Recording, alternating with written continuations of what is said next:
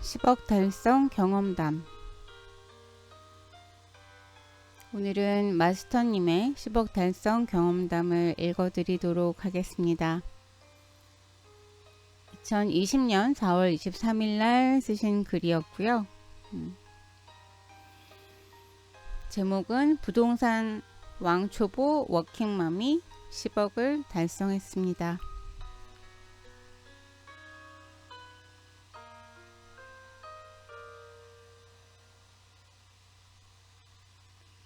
안녕하세요. 마스터입니다.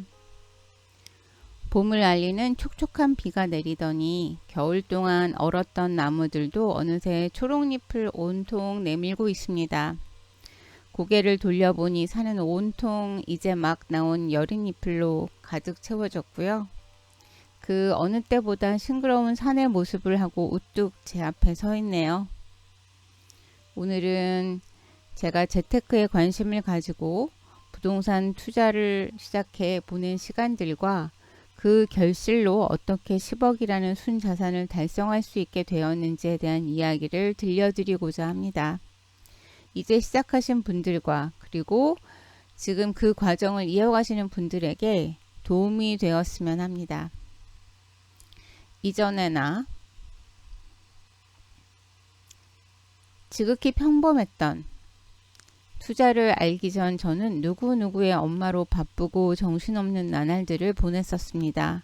하루하루 최선을 다했지만 그 이상도 그 이하도 아니었던 것 같습니다. 직장을 다니면서 내가 꿈꾸던 삶의 일부를 완성했는데 2부에 대한 계획은 전혀 없었던 거죠. 내 삶 1부는 스스로 주인공이 되지 못하는 삶, 통제하지 못하는 삶이었습니다. 지나고 보니 소소한 행복을 느끼며 일상이 주는 달콤함에 취해 미래에 대한 큰 그림을 그리지 못하고 그저 시간을 흘려보내기만 했던 시절 같네요. 막연히 제 노후가 어느 정도 보장되는 줄만 알고 있다가 노후 대책 마련이 시급하다는 걸 깨달았을 때는 이미 많은 시간을 흘려보낸 뒤였습니다. 현실을 직시하고 좌절했지만 경제적 자유로 나아가는 시스템 구축을 위해 본격적으로 움직였습니다. 흩어진 돈을 모으다. 기존에 했던 재테크는 적금을 들고 중고 물품 판매에 아이들 간식비와 반찬값을 모으고 지인 권유로 가입해버린 변액보험, 적립식 펀드 정도가 전부였어요. 신혼초 대출을 레버리지로 활용한다는 것은 꿈에도 모르고 하루라도 빨리 갚으려고 애쓰며 많은 기회비용을 날리기도 했습니다. 우연찮게 나부맛을 읽고 강의 수강까지 이어지게 되었고 부동산의 완전 왕초보였던 저는 투자자로 첫 발을 내딛게 되었습니다. 정확하게 노후에 필요한 자금도 계산해보고 목표 금액을 달성하기 위해 앞으로 해나가야 할 부분들을 기록해 보았습니다. 투자 관련 도서를 읽고 투자자로서 마음은 다잡았지만 목표로 하는 자금을 모으는 것이 멀게만 느껴지고 막막하던 차에 매일 조금씩 어떤 것들을 해나가야 하는지 뚜렷해졌었어요. 혼자 공부해 나가던 시절 초창기에는 책을 읽고 손필사하면서 재테크의 기본기를 다져보려고 했던 것 같습니다. 내가 생각하는 것이 과연 눈앞에 펼쳐질까? 때론 의심스러운 날도 있었지만 아침에 눈을 떠 당장 할 수 있는 일에 최대한 집중하기로 했습니다. 아울러 언제 쓰일지 모르지만 투자금을 차근차근 마련하기 위해 월급이 들어오는 날이면 종잣돈 모으는 통장으로 바로바로 강제저축이라는 이름으로 이체했습니다. 기존에 여기저기 흩어져 있던 돈을 모으고 변액보험은 해지하는 등 가계의 수입과 지출을 재정비하는 시간을 가졌습니다. 독서와 강의를 통해 단순하게 모으기만 했을 때보다 시간의 힘과 레버리지를 통해 투자를 해나감으로써 더 큰 자산을 모을 수 있다는 그런 사실을 인식한 뒤로는 선택과 방향이 명확해졌습니다. 시간을 모으다. 본격적으로 투자를 진행하기로 마음먹고 난 뒤 엄마 투자자이지만 진정한 투자자로 거듭나기 위해서 많은 것을 내려놓고 한 가지에 집중하는 것이 무엇보다 시급했습니다. 살림, 육아, 직장, 투자, 이 모든 것을 가지려고 하는 순간 모든 것 하나 제대로 되지 못하는 상태로 지속될 수밖에 없다는 걸 느끼고 적어도 2에서 3년 정도 투자에 많은 시간과 에너지를 쓸 수 있도록 했습니다. 살림은 반찬 배달 업체의 도움을 빌리고 육아는 이전보다 신랑에게 많이 맡기는 등 투자를 제외하고 다른 누군가를 통해 대체할 수 있는 것들은 다 위임하도록 했습니다. 단기적으로 투자에 몰입해서 보낼 최소한의 데드라인을 설정해 놓고 그 기간 안에 임계점을 넘기기 위해 최대한 노력해 보려고 했습니다. 발품을 팔다.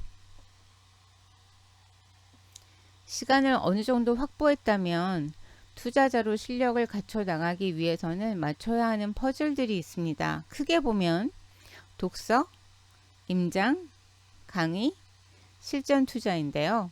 독서와 강의를 통해 부동산 관련 새로운 지식을 익히고 이를 현장 임장을 통해 직접 확인하고 검증해 나가면서 실전 투자로 최종 이어지게 함으로써 퍼즐을 완성하면 됩니다. 본격적으로 투자자로 성장해 나가기 위해 여러 지역들을 임장하는 건 필수입니다. 실거주 이사를 인해 투자금이 모자란 상황일 때도 임장은 멈추지 않았습니다.